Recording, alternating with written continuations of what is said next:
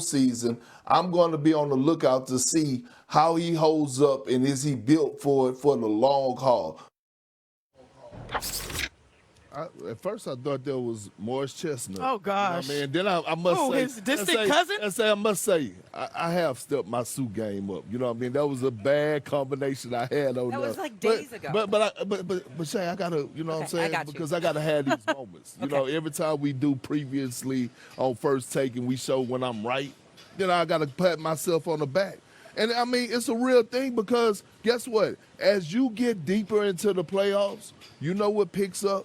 The physicality. True. You know, and Karl Anthony Towns, if you go back to go watch the tape, from the jump, he was touching him up. Wemby had no free runs whatsoever. And when no. I did. But y'all here, I didn't. Now I picked the Knicks to win in 7. So listen, that's fine.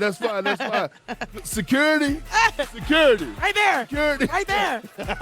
We got him. Security. Stay focused. Should we be concerned about Wemby? But I'm just saying, and guess what? It's something that he's going to have to grow through, right? Like we saw the story of Jordan with the Detroit Pistons and him having to go get into the weight room in order to come back, you know, the following seasons and get past them. So again, he's young.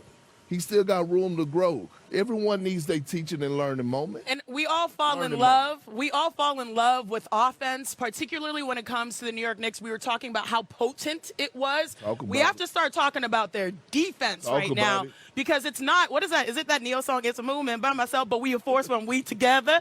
When the Knicks defense is together and connected, I know y'all don't want to hear this, but they are excellent defenders on Victor Wembanyama because it's the physicality of Karl Anthony Towns. And you have to imagine on the wings, you have some of the best wing defenders to just swipe and stab at the ball. OG Anunoby came up with some big steals in key moments.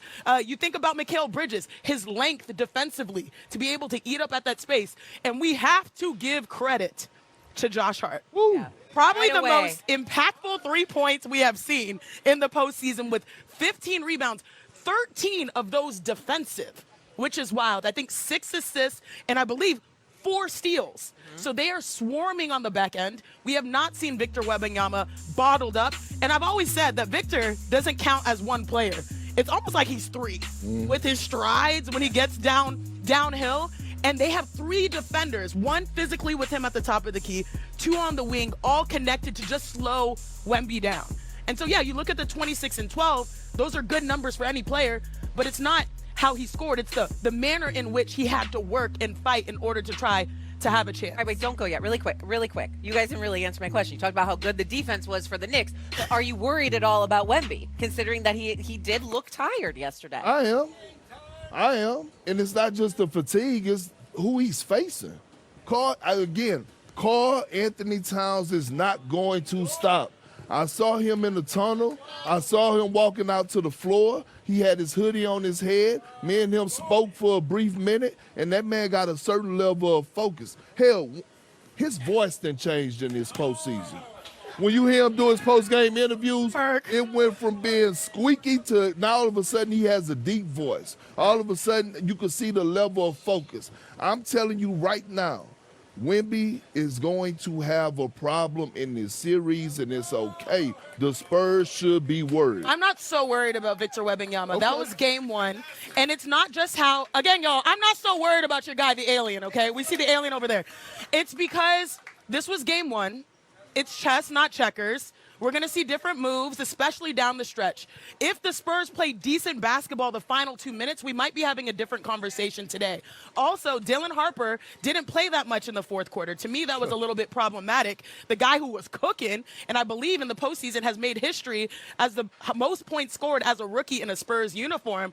And so I think there's some adjustments to be made to take pressure off of Wemby. And a lot of Wemby's problem is that you can see how much he wants it on every possession. He needs to find his flow state, and I think we'll see that at home, game 2. Floor is yours. Go ahead. I think you make a valid point about Wemby in that regard. My primary concern for him is, do you know how to dial it back to conserve your energy for when it really, really counts? He's going to have to figure that out. The finals is a different animal. Yep. And the Knicks are a different beast because they're coming for him. Oklahoma City didn't come for him. They tried to navigate around him.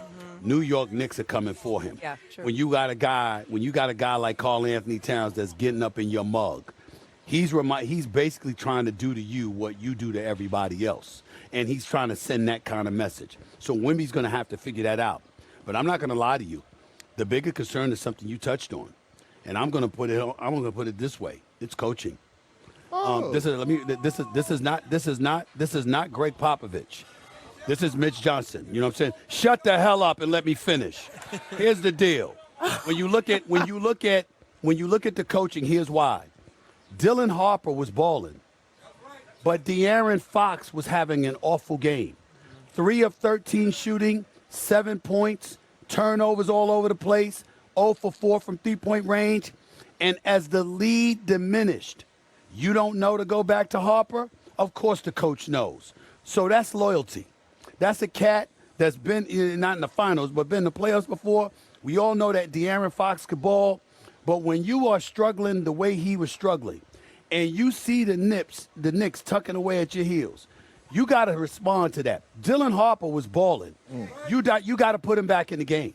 And the fact that they didn't put him back in the game and they left De'Aaron Fox, don't tell me Coach Johnson doesn't know what's going on. The man can coach. He knows what he's doing. So why wouldn't you make that move? Because you got cats that got you there and you want to believe in them. And I'm saying you can't do that in the finals. In the finals, every game is its own entity. You have to be about the business of, all right now, this is what the hell we need. You got to sit cats down before the game. Hell with your feelings. This ain't about the feelings. We're trying to win a championship. Whatever it takes. So understand, just like the Knicks in Game 1 against the Cavaliers, Josh Hart was having an awful game. Landry Shamet was cooking. What did Mike Brown do? He left Josh Hart on that bench, and he kept Landry Shamet out there. We trying to win a championship, and Josh Hart had no problem with it.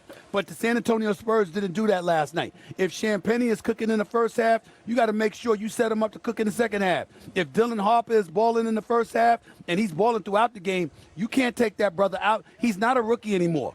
The brother's special. Yeah. He is special. Yeah. And when he's playing like that, you can't have him sitting around playing the role of spectator because you got a cat out there that can't make a shot just because he's a veteran. That is not a mistake you make in the finals. Pat Riley is a veteran coach that did it. And I love me some Pat Riley, but it cost the Knicks the championship. That Game 7. You understand what happened in 94? You got Rolando Blackman on the bench. You got to put that man in there. You can't just go with your guy that's missing everything that particular game in John Starks. Game 6, John Starks was great. Game 7, it was a struggle. You got to pull him up out of there and put Rolando Blackman up in there. You, Mitch Johnson, you got to pull De'Aaron Fox out of there. You got to say, sit down, my man. Dylan Harper's cooking. You got to do that. So who let you down more? Was it Wemby or Mitch Johnson? Mitch. Coaching. Okay. What do you think? Who let you down more? I want to hear what she said. No, I want to hear what you say, big bro. No, you know why. Go ahead, Shanae. You know why. So yesterday on NBA Today, I said that Mitch Johnson had been doing a great coaching job in the postseason. I wasn't talking about this series. He believes it comes down to coaching. But what I do admire about Mitch, besides going to Stanford University, was the fact that Mitch has brought out the best in this young squad. Victor Wembanyama is 22 years old. Stephon Castle is 21 years old. Dylan Harper is 20 years old. And so they're learning on the fly, and I respect how Mitch has brought life to the squad to feel like they can compete. They are the second youngest squad, I believe, to make the NBA Finals. Put some respect on their name and on his name with that regard, okay? But secondly, you know who Dylan Harper reminds me of? Stephen A., he thinks you are the man, okay? You walk through, the energy, it shifts at times, right? The person I felt that same way about yesterday was Manu Ginobili, who was in the building. Yeah. And I saw him, and I was like, oh, my gosh. And then I watched Dylan Harper play, and you see shades of his game. The herky-jerky, the wheeling around off of corners, the crafty finishes at the rim. I know you love Dylan Harper. I think we're going to see a heavy dose in the finals moving forward. But I'm going to give you your love. You said Mitch is going to come down to this game, and you got it a little bit. Just a little bit. I said up until that point. She left a part out. Oh, what part? She got a bit, what's our word? Truculent. Truculent. Yeah, she got a bit truculent with me yesterday on NBA Today when I said one battle that we need to keep an eye on is the battle of the sidelines. And I highlighted that Mike Brown is a two-time NBA champion as an assistant coach. And Mike Brown has shown us throughout the course of these playoffs that he's willing to make adjustments. You just highlighted one of them when he benched Josh Hart in the fourth quarter. Mitch Johnson, he got to take ownership for losing this game. Dylan Harper is in that game. I believe the outcome could have been different, the way that he was cooking offensively. And then you have to go to the defensive side. You know, they got a defensive genius over there on that New York Knicks bench. A guy that I won a championship. That's a shade of that's a offspring of Tom Thibodeau, shall I say? Right, Darren Erman. He's been there with Tibbs. He's their defensive specialist. And then when you go and you look at Sean Sweeney, right? He's supposed to be their defensive specialist for the San Antonio Spurs. It's a battle that's going on these sidelines. In-game adjustments, adjustments after games, all across the board. It's adjustments that are going to have to happen that's going to determine the outcome of this series. All right, well, he's going to have to make some adjustments here before Game 2 on Friday because I am certain the Spurs do not want to go to New York City in the Garden down 0-2. Still to come here on First Take, Russell Wilson is calling it right. We will review it, we'll grade it, and we'll look at that. Also, we brought up Carter Perkins earlier. There he is. There's Carter. Nephew. Oh, the cutest. The cutest. Anyone needs to break bad news to Stephen A. It's only Wave, Carter. Wave to the people. Man